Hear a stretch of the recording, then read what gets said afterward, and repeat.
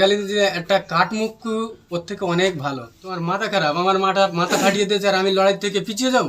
দু গাড়ি লোক বহিরাগতদের এনে আমাদের ওপরে, আমাদের গ্রামবাসীর ওপরে অতিরিক্ত টর্চার চালিয়েছে। আমরা দেয়ালে চুন টেনে রেখেছি বিগত এক সপ্তাহের উপরে হয়ে গেছে। আমাদের আইএসএফ দলের পক্ষ থেকে চুন টানা হয়েছিল। আজকে হঠাৎ টিএমসি শাসক দলের পক্ষ থেকে সেই আমাদের চুন টানার উপরে ওরা জোর জবরদস্তিভাবে ওদের প্রার্থীর নাম লিখেছে। আমরা খবর পেয়ে সেখানে যাই, গিয়ে বলি যে আমাদের চুন টেনে রেখেছি আমরা দেয়ালে, তোমাদের প্রার্থীর কেন নাম লিখছ? বলছে আমরা বাড়িওয়ালার বলে লিখছি। তারপরে জোর খাটাচ্ছে। আমরা প্রতিবাদ করায় আমাদের ওপরে তেরিয়া হয়ে উঠে। তারপর আমরা একে একে গ্রামের ভিতরে তো সবাই খবর পেয়ে যায়। খবর পাওয়ার পরে একে একে সবাই গিয়ে জড়ো হয়। ওরা 6-7 জনা ছিল, ওরা চলে গেছে, দেড় লেখা বাদ দিয়ে চলে গেছে। আবার খয়রুলের কাছে ফোন করে, যিনি প্রধানের, ওনার স্ত্রী প্রধান, খয়রুল হচ্ছে প্রধান নয়, তা খয়রুলের নেতৃত্বে দু গাড়ি লোক বহিরাগতদের এনে আমাদের ওপরে, আমাদের গ্রামবাসীর ওপরে অতিরিক্ত টর্চার চালিয়েছে, মারধর করেছে, বিভিন্ন ভাষায় গালাগালি দিয়েছে, এত পরিমাণ বাজে ভাষা দিয়েছে। বহুত লোকের, মহিলাদের পর্যন্ত ছাড়েনি, মহিলাদের গালাগালি দিয়েছে, মারধর করেছে। সন্ত্রাসীদের যা কাজ তাই করেছে। আমরা প্রতিবাদ করে, আমি একা ইনজুরি হয়েছি, আর সবাই আহত হয়নি।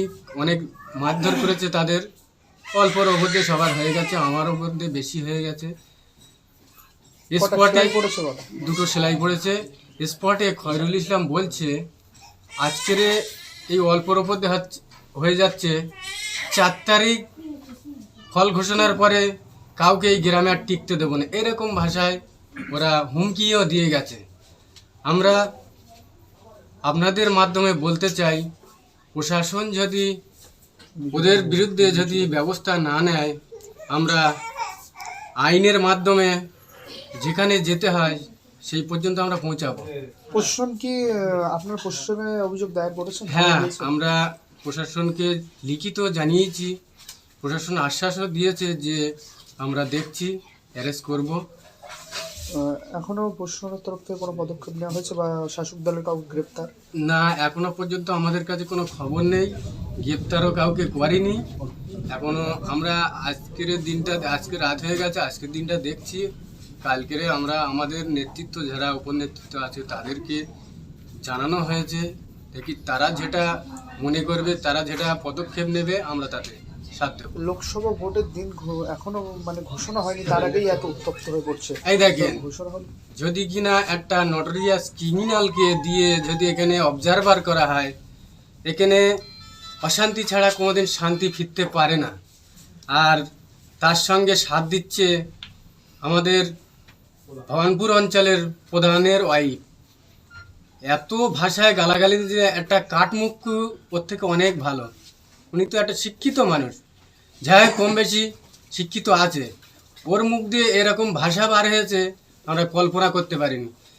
মেন কারণ হচ্ছে আমাদের এখানে ভবানপুর অঞ্চলে 4টে বুথ আইএসএফ শক্ত ঘাঁটি, শক্ত লড়াই দিয়ে এখানে জিতে আছে। ও প্রধানের এইটি রাগ যে এই 4টে ভয় দেখিয়ে হোক, মারধর করে হোক, এই 4টে আমাদের দিকে নেব। কিন্তু আমরা এখানে লড়াই করতে এসেছি, লড়াই করব, আজও করছি, কালও করব, আগামীতেও করব। আমরা ভয় খাওয়ার লোক নয়। আইএসএফ কোনোদিন ভয় খাওয়ার জন্য রাজনীতি করে না। আইএসএফ কোনোদিন ভয় পেতে আসেনি। আইএসএফ ন্যায্য অধিকার, জনগণের ন্যায্য পাওনা বুঝিয়ে দেওয়ার জন্য আইএসএফ জন্ম হয়েছে, আগামীতে আইএসএফ জন্মই থাকবে। লড়াইয়ের থেকে পিছু পা হটবেন না? তোমার মাথা খারাপ, আমার মাথা ফাটিয়ে দিয়েছে আর আমি লড়াই থেকে পিছিয়ে যাব? কোথাও যদি তৃণমূলের তরফ থেকে অফার আসে বা তৃণমূলের তরফ থেকে যদি দলে যোগদান করার লাখ লাখ টাকার অফার আসে, রক্ত দিয়ে যে পার্টি করে তারা আবার যোগদান পয়সার ইয়েতে, আমরা রক্ত দিয়ে পার্টি করছি। আমরা কোনো দিন আমাদের কমান্ডার ভাইজান কোনো দিন বিক্রি হয়নি, হবে না, তার একটা ক্ষুদ্রতম আমরা কর্মী, আমরাও কোনোদিন বিক্রি হব না। আপনার নাম? আমার নাম মোহাম্মদ নাজিবউদ্দিন মোল্লা, ভবানপুর অঞ্চল 65 365 নম্বর বুথ, 65 নম্বর বুথ।